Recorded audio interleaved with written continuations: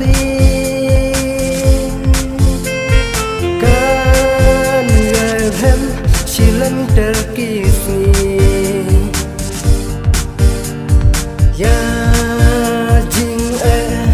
bangi laya shen da lay lay min ai lạt yati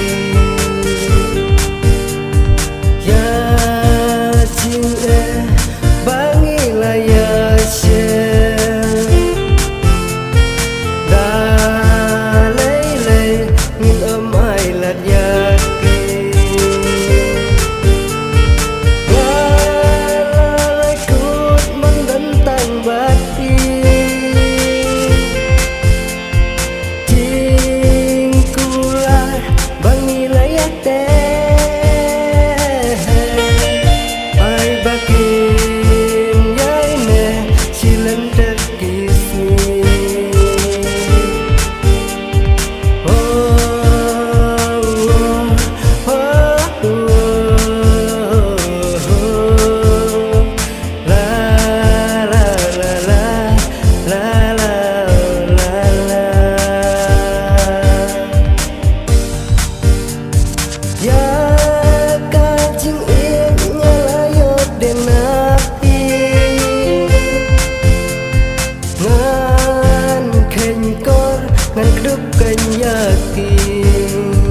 Hikmat syukur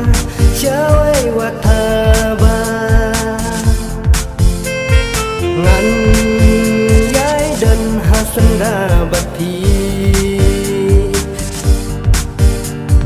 namar baya hingga isi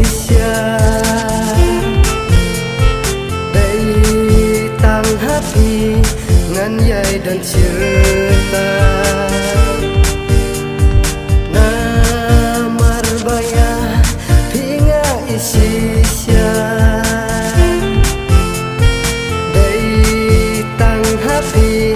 ngan yai dan cerita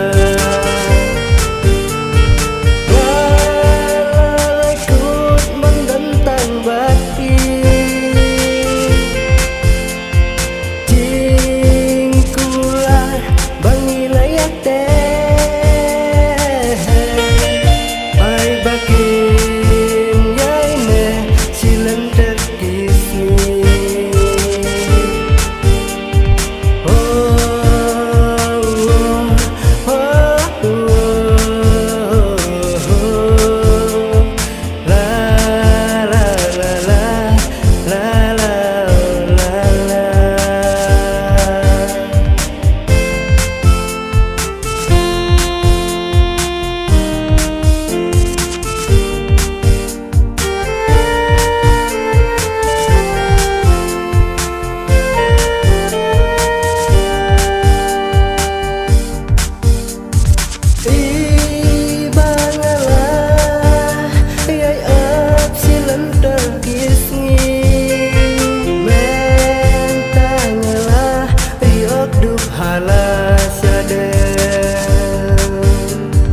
yeah.